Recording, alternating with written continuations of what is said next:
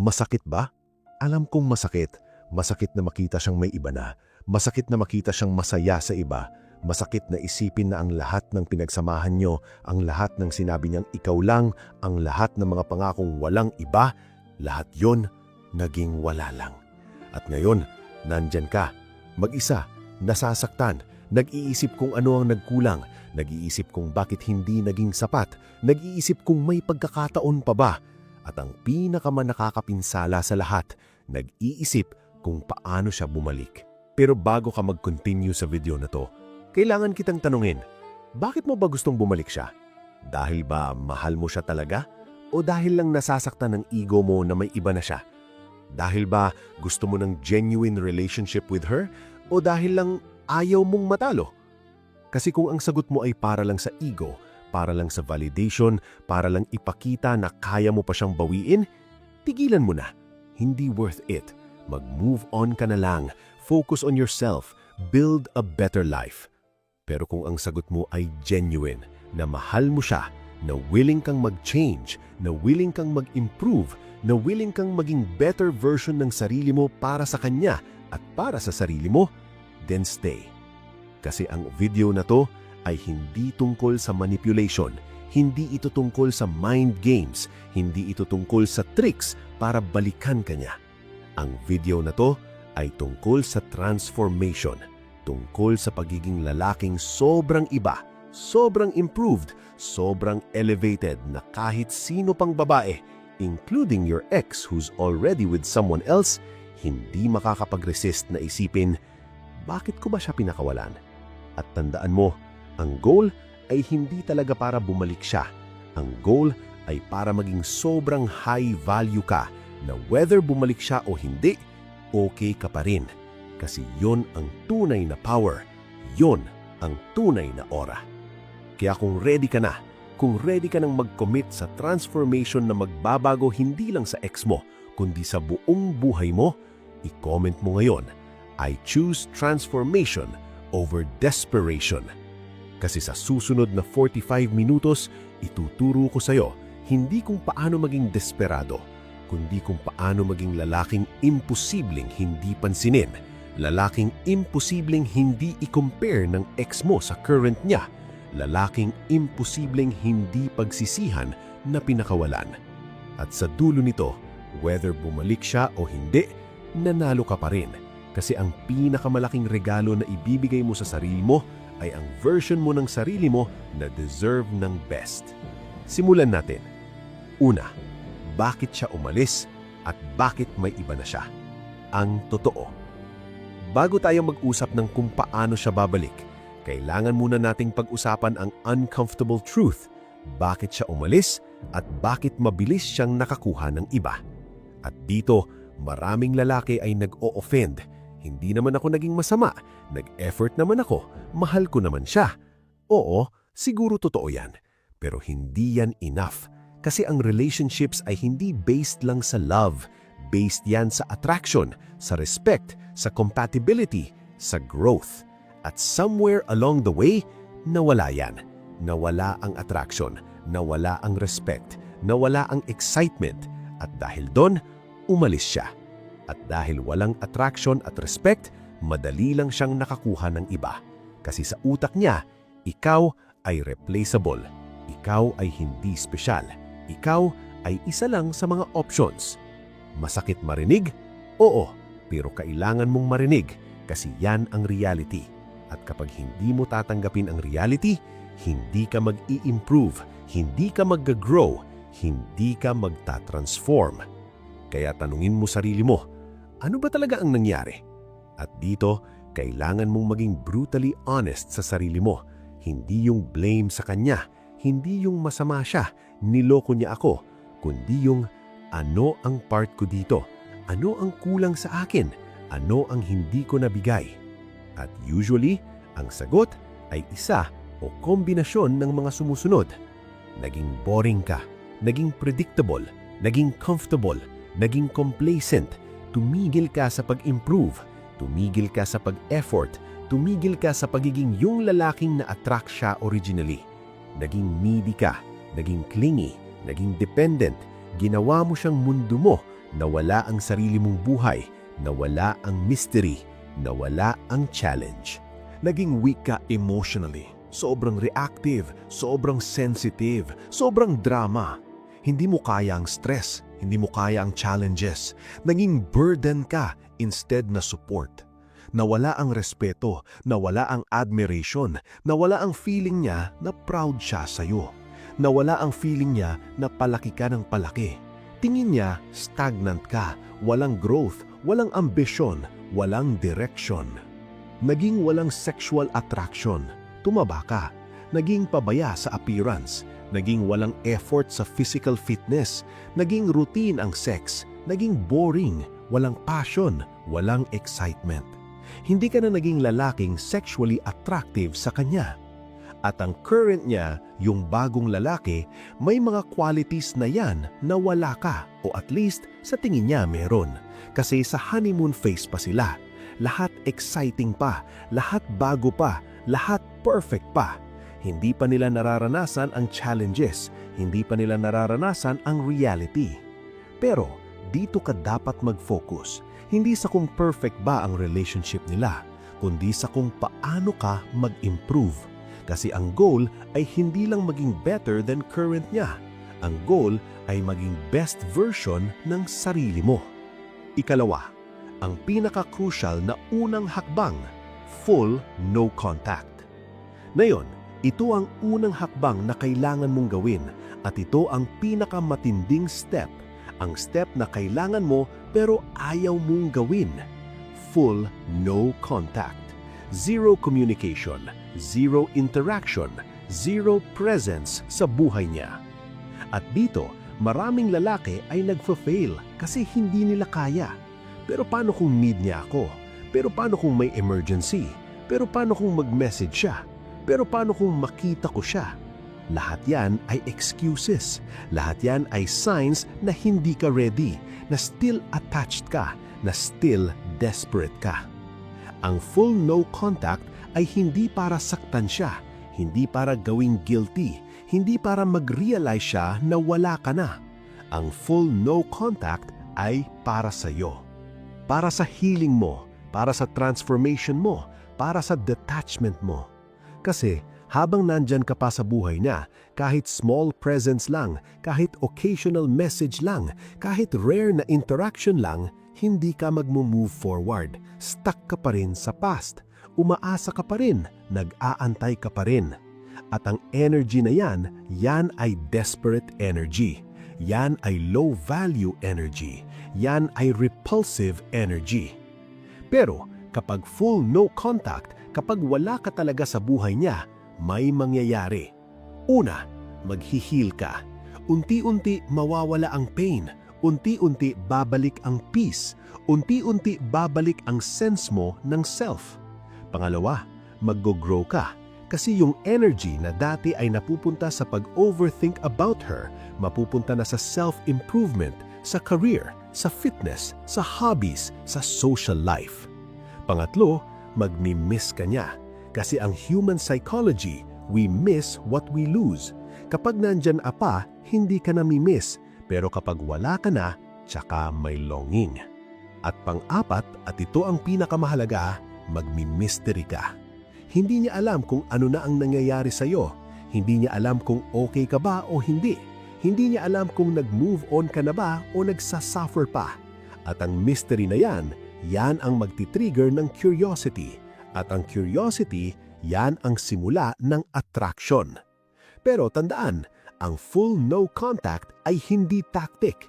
Ito ay process. Ito ay journey. Minimum time frame ay 60 days, pero ideal ay 90 days. At sa 90 days na yan, zero talaga.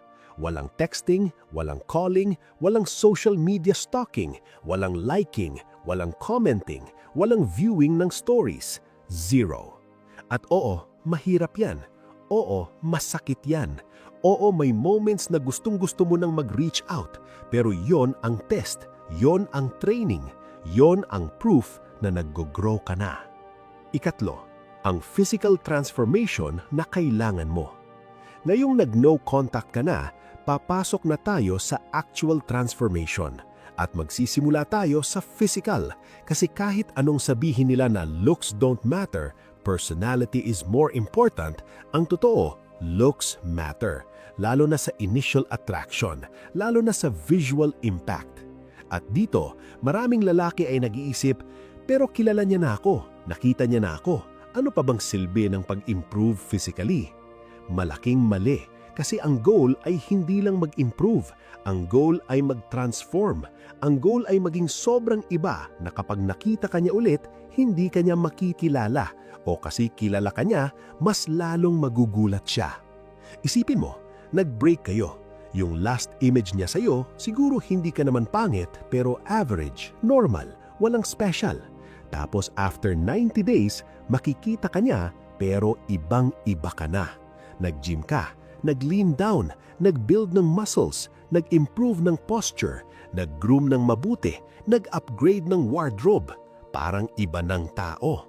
Ano sa tingin mo ang reaction niya? Wow, anong nangyari sa kanya? Grabe ang glow up. Sayang, bakit ko ba siya pinalagwan? At yan ang gusto mong mangyari. Kaya ito ang specific steps para sa physical transformation. Gym and fitness. Kung hindi ka nag-gym dati, ngayon ang oras. Minimum 4 times per week. Focus sa compound movements, squats, deadlifts, bench press, overhead press, pull-ups, rows. Yan ang magbibuild ng overall strength at muscles. At kung gusto mo ng specific aesthetic, mag-focus sa upper body, chest, back, shoulders, arms. Yan ang pinaka-visible. Yan ang pinaka-nakaka-impress visually. At sa nutrition, clean eating, high protein, moderate carbs, healthy fats, avoid junk, avoid alcohol, avoid sugary drinks, disciplined, consistent, target na makita ng visible results within 60 to 90 days. Grooming, haircut regularly, magpagupit sa barbero na marunong, mag-invest sa hairstyle na bagay sa'yo, hindi yung default lang. Facial hair, kung may beard, maintain properly. Kung clean-shaven, make sure smooth. Hygiene, maligo daily. Mag-toothbrush at least twice a day. Mag-floss, mag-mouthwash. Skincare, basic. Facial wash, moisturizer, sunscreen. Pag may pimples, address it. Nails, trim regularly. Clean. Wardrobe upgrade. Hindi kailangan mahal, pero kailangan fitted. Kailangan bagay, kailangan presentable. Invest sa basics, plain colored shirts na fitted, well-fitting jeans or chinos, decent shoes na hindi pambahay, jacket or blazer for occasions, and most important, laundry regularly. Ironed, walang putik, walang punit, presentable. Posture at body language. Stand straight, shoulders back, chest out, walk with purpose, eye contact, firm handshake, confident gestures, yung physical presence na kapag pumasok ka sa room, napapansin ka. At yan ay visible transformation, yan ay tangible, yan ay makikita. At ang visual impact, sobrang powerful. Ika-4, ang mental at emotional transformation na mas importante. Pero mas importante pa sa physical ay ang mental at emotional transformation. Kasi pwede kang magmukhang maganda sa labas, pero kung sa loob ay broken ka pa rin, insecure ka pa rin, needy ka pa rin, lalabas yan. At yang ay turn off. Kaya habang nagtitrain ka physically, kailangan mo ring mag-train mentally at emotionally. At ito ang specific areas na kailangan mong i-address. Emotional independence. Ito ang kakayahan mong maging happy, fulfilled, at okay kahit wala siya. Karamihan ng lalaki, lalo na pagkatapos ng breakup, nagdedepend pa rin emotionally sa ex. Umaasa pa rin ng validation, umaasa pa rin ng closure, umaasa pa rin ng communication. At yan ay weakness, yan ay neediness, yan ay desperation. Ang emotional independence ay nagli-require ng shift sa mindset from I need her to be happy to I can be happy with or without her. From my worth is tied to her validation to my worth is inherent, independent of anyone's opinion. From I'm incomplete without her to I'm complete on my own. She's a bonus, not a necessity. At Paano mo bubuuin yan? Una, reconnect with yourself. Ano ba ang mga bagay na gusto mo na hindi related sa kanya? Ano ang mga hobbies mo? Ano ang mga passions mo? Ano ang mga goals mo? Pangalawa, build your own happiness. Do things na nagme-make sa'yo happy. Travel, try new experiences, meet new people. Don't wait for someone to make you happy. Create your own happiness. Pangatlo, practice mindfulness and presence. Instead of dwelling sa past or worrying sa future, focus sa present. Meditation, journaling, breathing exercises. Abundance mindset. Ito ay yung mindset na hindi siya ang only option mo. Hindi siya ang only babae sa mundo. Hindi siya ang best na makakakuha mo. May iba pa, may mas better pa. At ikaw, deserving ka ng best. Ang scarcity mindset, siya lang ang babae para sa akin. Hindi na ako makakakita ng katulad niya. Wala na akong ibang option. Yan ay desperate. Yan ay low value. At ang abundance mindset, maraming babae sa mundo. Maraming mas compatible sa akin. Kung hindi siya, meron pang iba. Confident, high value, attractive. At paano mo bubuuin yan? Una, socialize, meet new people, talk to other women. Hindi para mag-rebound, kundi para ma-realize mo na hindi siya ang only one. Maraming iba, maraming magaganda, maraming interesting, maraming compatible. Pangalawa, focus on self-improvement. Kapag nag-i-improve ka, tumataas ang value mo. At kapag tumaas ang value mo, mas maraming options mo. Pangatlo, reframe your thoughts. Kapag nag-iisip ka ng wala na akong iba, shift to may darating pang mas better. Self-respect at boundaries. Ito ay yung kakayahan mong ipagtanggol ang sarili mo. Yung kakayahan mong magsabi ng hindi ko deserve yan. Yung kakayahan mong mag-walk away kapag hindi ka treated properly. Maraming lalaki, dahil sa pagmamahal, dahil sa attachment, dahil sa hope, tumatanggap ng treatment na hindi deserve. Accepting ng disrespect, accepting ng breadcrumbs, accepting ng being second option. At yan ay lack of self-respect. Yan ay reason kung bakit nawala ang respect niya sa'yo originally. Kasi kung hindi mo rerespetuhin ang sarili mo, bakit siya magrerespeto sa'yo? Kaya ngayon, habang nagte-transform ka, kailangan mong buuin ang self-respect mo. At paano? Una, identify your non-negotiables. Ano ang absolutely hindi mo tatanggapin? Disrespect, infidelity, dishonesty? Write them down. Commit to them. Pangalawa, enforce consequences. Kapag may lumagpas sa boundaries mo, may consequence, whether that's distance, confrontation, or walking away. Pangatlo, practice saying no. No to requests na hindi mo comfortable. No to behaviors na hindi okay sa'yo. No to people na nagte-take advantage sa'yo. Ikalima, ang career at financial transformation. Ngayon papasok tayo sa area na madalas na o-overlook pero sobrang importante.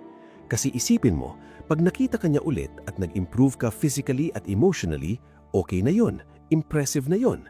Pero pag nalaman niya na nag-improve ka rin sa career, kumikita ka na ng mas mabuti, may investments ka na, may direction ka financially, yan ay next level. Kasi yan ay nagko-communicate ng maturity, ng ambition, ng capability, ng stability. At lahat ng yan, attractive sa babae. Lalo na sa babaeng mature, lalo na sa babaeng may alam sa buhay.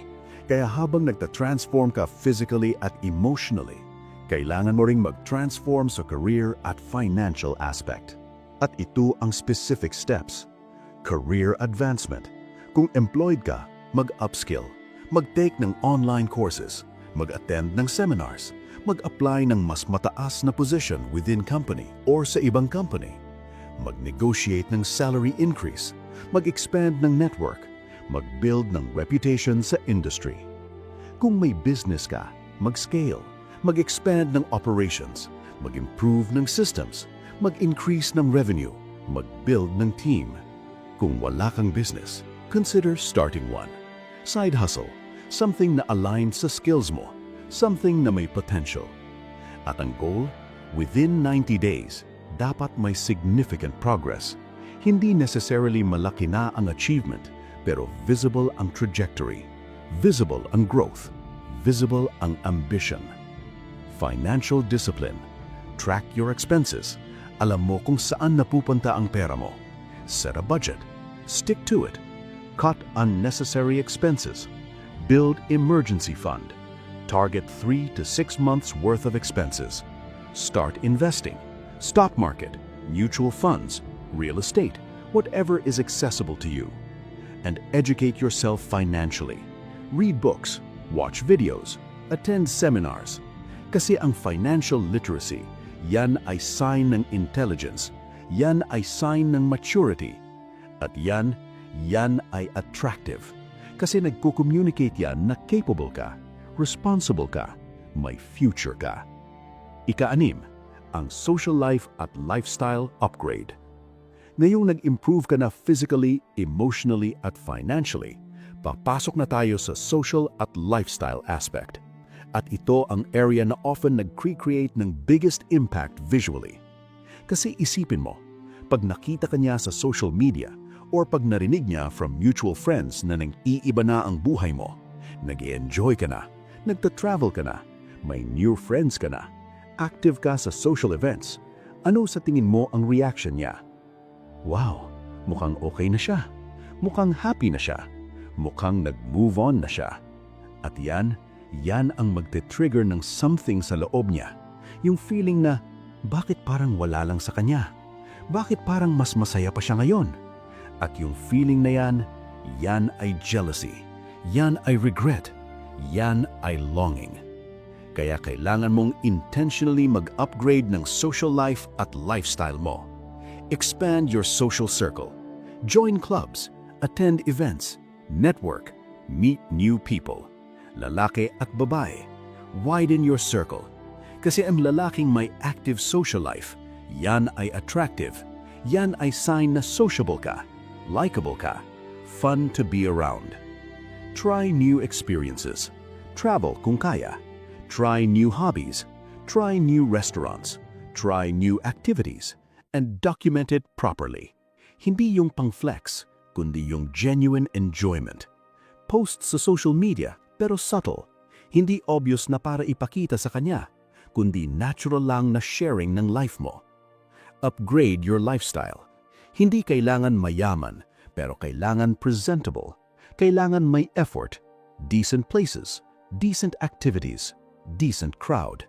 Yung tipong kapag nakita niya, makikita niya na elevated ka na. Hindi na yung dating lifestyle, upgraded na. At ang purpose nito, hindi para gawing jealous siya. Ang purpose ay to demonstrate na okay ka na masaya ka na successful ka na hindi mo na kailangan siya para maging complete. At ironically, yan ang magme-make sa'yo attractive ulit sa kanya. Kasi ang desperation ay repulsive, pero ang abundance, ang happiness, ang success, yan ay magnetic.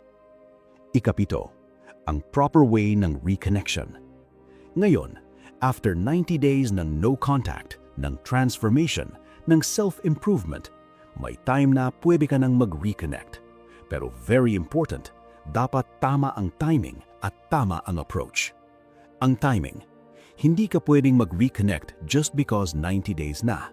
Dapat ready ka na talaga, meaning emotionally independent ka na. Hindi ka na desperado, hindi ka na needy. Okay ka na whether bumalik siya o hindi. Significant na ang transformation mo physically, mentally, emotionally, financially, socially. Hindi konti lang, significant, visible, undeniable. At dapat organic ang opportunity. May reason para mag-reach out, hindi forced, hindi scripted, natural. Ang approach, hindi ka pwedeng mag-reach out na miss na kita, or pwede ba tayong mag-usap, or can we try again? Yan ay desperate. Yan ay low value. Ang proper approach, casual, light, non-threatening, friendly. Halimbawa, may nakita kang something na related sa interest niya. Pwede mong isend with casual message. Saw this and thought of you. Hope you're doing well. Walang follow-up. Walang, how are you? Walang, can we talk? Just that. Short, simple, mysterious. O kaya may common event or gathering. Pupunta ka, not because nandun siya, but because genuine ang interest mo doon. And if makita mo siya, casual greeting, polite, friendly, brief, tapos focus ka sa iba. Hindi mo siya uunahin, hindi mo siya susustahin. Treat her like an acquaintance, respectful but not special. At ang goal sa initial reconnection, hindi para agad bumalik. Ang goal ay para makita ka niya, para ma-observe ka niya, para ma-realize niya na iba ka na, transformed ka na, at para ma-trigger yung curiosity niya. Yung ano nangyari sa kanya? Bakit ganyan na siya? Bakit parang wala na siyang pakialam? At pag na-trigger yan, siya na ang mag-reach out. Siya na ang mag-i-initiate ng deeper conversation. Siya na ang mag-a-ask ng, "How have you been? Ano nang nangyayari sa'yo?" At dun mo siya papakitaan na transformed ka na nga. Pero very important, kahit mag-reach out siya, maintain mo ang high-value behavior. Hindi ka pa rin desperado, hindi ka pa rin needy. Available ka, pero hindi sobra. Responsive ka, pero hindi instant. Friendly ka, pero may boundaries pa rin. Kasi ang goal, hindi para maging friends ulit. Ang goal ay para ma-realize niya na deserve mo ng second chance. At deserve niya ng second chance.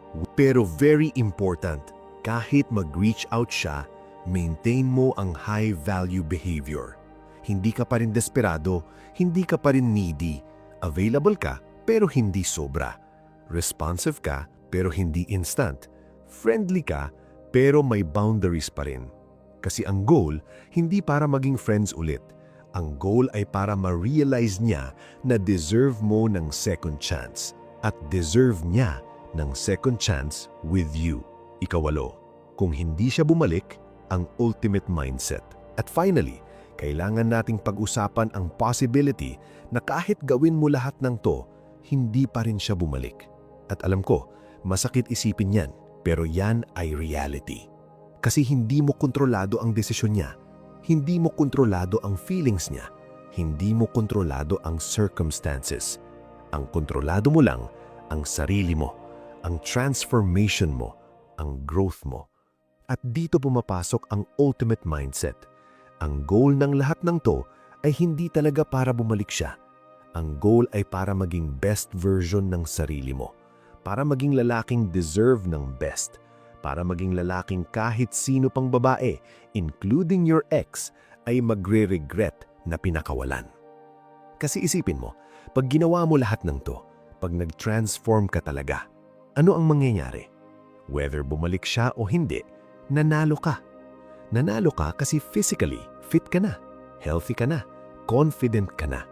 Nanalo ka kasi emotionally, independent ka na, strong ka na, mature ka na. Nanalo ka kasi financially, successful ka na, stable ka na, secure ka na. Nanalo ka kasi socially, marami ka ng kaibigan, active ang buhay, enjoyable ang lifestyle. At ang version na yan ng sarili mo, yan ay deserving ng best. At kung ang ex mo ay yun, then great. Pero kung hindi, mas great pa. Kasi may darating na mas better. May darating na mas deserve mo. May darating na mas compatible. At pag dumating yon, thank you pa nga sa ex mo. Kasi dahil sa kanya, nag-transform ka. Kaya ang ultimate mindset, hindi I hope bumalik siya. Kundi, whether bumalik siya o hindi, okay lang. Kasi ako, okay na ako. Better pa nga. At ang mindset na yan, yan ang tunay na power. Yan ang tunay na abundance. Yan ang tunay na high value. At ironically, yan din ang pinaka-attractive. Kasi ang lalaking hindi desperate, ang lalaking okay kahit ano, ang lalaking complete on his own, yan ang lalaking hinahanap ng babae. Yan ang lalaking hindi nila kayang labanan. Ang buod at ang final na truth. Kaya ngayon, isummarize natin lahat. Kung gusto mong magmakaawa ang ex mo na balikan mo kahit may iba na siya, ito ang gagawin mo. Full no contact. Minimum 60 days. Ideal 90 days. Zero communication, zero interaction, zero presence. Para sa healing mo, growth mo, at mystery. Physical transformation, gym, fitness, grooming, wardrobe, posture. Para sa visual impact, para sa confidence, para sa undeniable improvement. Mental at emotional transformation, emotional independence, abundance mindset, self-respect, boundaries, para sa inner strength, para sa attractive energy, para sa high-value behavior. Career and financial transformation, career advancement, financial discipline, investments, para sa stability, para sa security, para sa provider capability. Social and lifestyle upgrade, expanded social circle, new experiences, upgraded lifestyle, para sa demonstration ng happiness, para sa social proof, para sa attractive lifestyle. Proper reconnection, tama ang timing, tama ang approach, casual, non-desperate, high value, para sa curiosity, para sa attraction, para sa possibility. Ultimate mindset, okay ka whether bumalik siya o hindi. Complete ka on your own, deserving ka ng best, para sa true power, para sa true abundance, para sa true high value. At yan ang formula. Pero tandaan mo, hindi ito guarantee na babalik siya. Walang guarantee kasi hindi mo kontrolado ang desisyon niya. Pero ito ay guarantee na mag-i-improve ka, na mag-grow ka, na magiging better version ka ng sarili mo. At yan ay mas valuable kaysa kahit anong ex. Kasi sa dulo ng lahat, ang pinaka-importante ay hindi kung bumalik siya. Ang pinaka-importante ay kung sino kang naging tao dahil sa prosesong to. Kung ano ang natutunan mo, kung paano ka nag-grow, kung anong level ka naabot. At pag naabot mo ang level na yan, level ng true high-value man, hindi mo na kailangang habulin ang kahit sino kasi sila na ang hahabol sa'yo. Hindi lang ang ex mo, pati iba pang babae. Kasi ikaw na yung rare, ikaw na yung exceptional, ikaw na yung prize. Kaya kung serious ka sa transformation na to, i-comment mo ngayon, I choose to become the prize. At kung gusto mo ng more content about transformation, self-improvement at Stoic philosophy, isubscribe sa Stoic Pinoy. Kasi dito, realistic tayo, brutally honest, walang shortcuts, pero guaranteed na real transformation. Tandaan mo, ang pinakamagandang paghihiganti sa ex ay hindi ang pagbalik niya sa iyo. Ang pinakamagandang paghihiganti ay ang pagiging sobrang successful mo, sobrang happy mo, sobrang elevated mo na siya na ang magre-regret, siya na ang magsasuffer ng what if, siya na ang mag-iisip ng bakit ko ba siya pinakawalan. At ang level na yan, hindi mo yan makakamit sa paghahangad na bumalik siya. Makakamit mo yan sa pag-focus sa sarili mo, sa pag-invest sa sarili mo, sa pag-build ng sarili mo. Kaya simulan mo ngayon, hindi bukas, hindi next week, ngayon. Kasi bawat araw na lumilipas na hindi ka nagsisimula ng transformation ay isang araw na delayed ang best version mo. At sa dulo ng lahat, whether bumalik ang ex mo o hindi, whether makahanap ka ng mas better o hindi, ang pinaka-importante ay makikita mo ang sarili mo sa salamin at masasabi mong, proud ako sa naging ako. Proud ako sa ginawa ko. Proud ako sa transformation ko. At yan ang tunay na tagumpay. Yan ang tunay na panalo. Yan ang tunay na reward ng lahat ng to. Welcome to transformation. Welcome to becoming the prize. Welcome to the life na deserve mo.